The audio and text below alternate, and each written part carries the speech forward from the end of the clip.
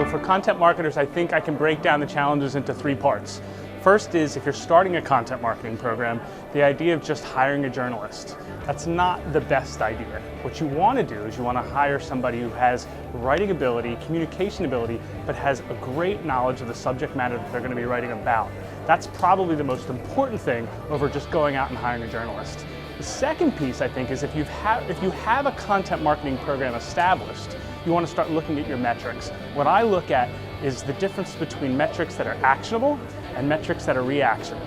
And if you focus entirely on metrics that just create a reaction, wow, up and to the right, put it on your refrigerator, you're not going to grow your business. Any KPI, any metric that you have to look at has to be actionable. No matter if it's 1, 2, 3, or 10 KPIs, you have to focus on action. Then I think the last piece for maybe somebody who's doing content marketing for a while is this shift. And it really is a fundamental shift from reach to impact. What I mean by that is content marketers are 100% focused when they start their content program on lead generation. We've got to use content to drive leads, to drive leads, to drive leads. And then what they're forgetting about are the group of people over here, your existing customers. What do they need? What do they want? Because content marketing is about the full relationship, not just driving new business, but making sure that you take care of the people who do business with you and take care of them throughout their time doing business with you. One of the greatest challenges for people who know what content marketing is still the creation of content, sustainable creation of content over a long period of time.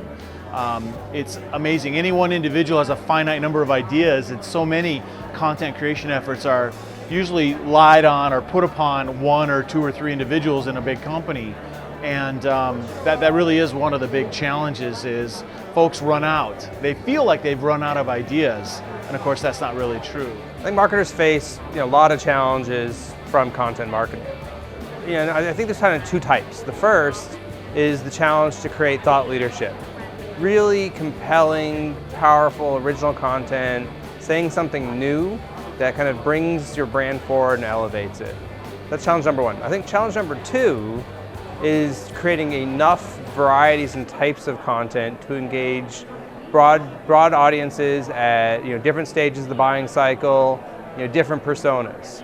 If you think about the average company with 3 or 4 stages, 3 or 4 personas, right, and then the need to actually then drip out relevant, useful, interesting, enjoyable content to them, right? Almost no company can keep up with the amount of content that's needed, to deliver against all those dimensions.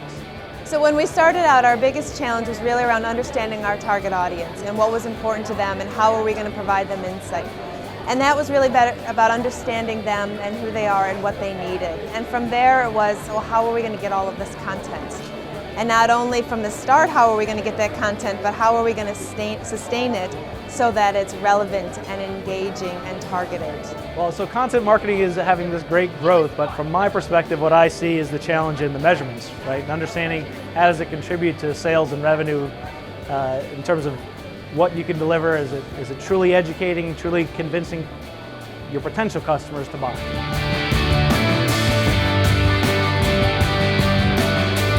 We took a hard look at all of the materials that we were developing to see could we do it in a different way. So case studies, for example, are really important in our business, and we were telling them from our perspective. We weren't telling them from our customers' perspective. So when we went on an interview with them, instead of just writing up our challenge solution results template that we came up with, we interviewed them even more and invited them to write a blog about what issues were they facing and why did they look at Xerox and how did that help them in their bigger picture. And it was completely from their perspective, and as a result we start now with that blog versus with our case study. It's more important to hear their side of the story. The best way to sort of solve this challenge of not enough content is to approach it from multiple angles, right? Obviously you're going to create your own content, and you need to have a good process and mechanism for just managing and maintaining that whole thing, right? But then that's not it. You can also reach out to external third-party writers.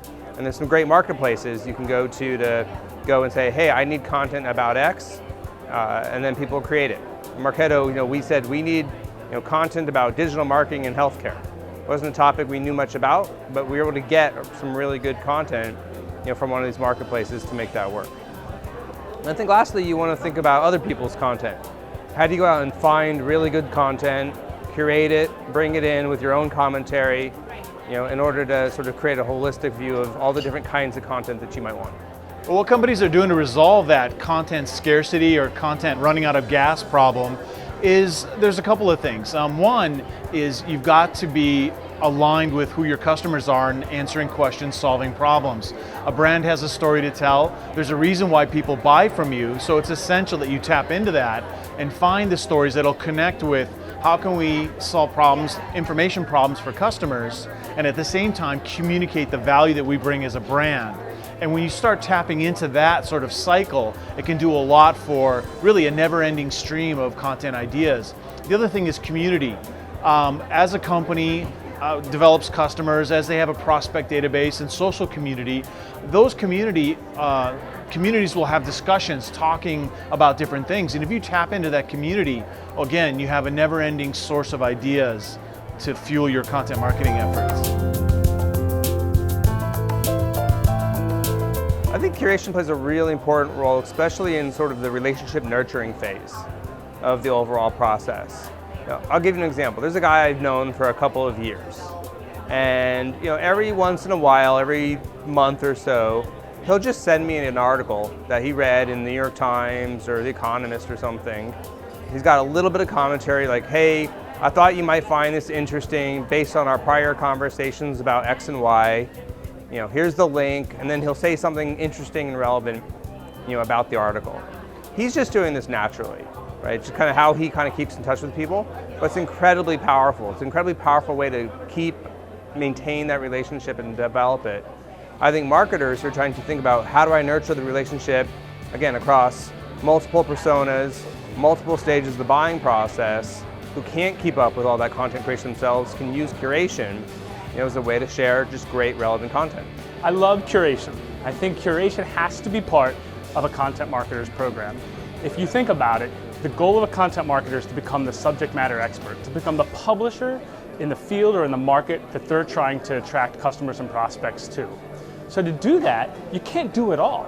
So you have to curate the best content from different areas, from different websites, from different blogs, from different publishers, and you have to put that out to your customers and prospects. So curation is a critical piece to any content marketing program. If you look at the publishers, some of the publishers and what they're doing, traditional publishers or online-only publishers, they're doing a lot of curation with some of the most popular websites today. Huffington Post or even the Drudge Report. What they started on was curation. They started bringing people to a website and then sending them to that information out on the web. Everyone thinks of Xerox as copiers, and we needed to get above that and start getting them to think about us and the services we provide.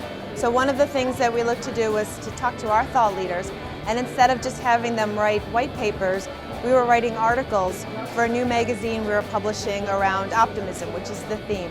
But we knew our content wasn't enough, and so we partnered with Forbes to get similar content to help tell the story in a fuller way that we can do it, and to help give us permission to play with our targeted audience.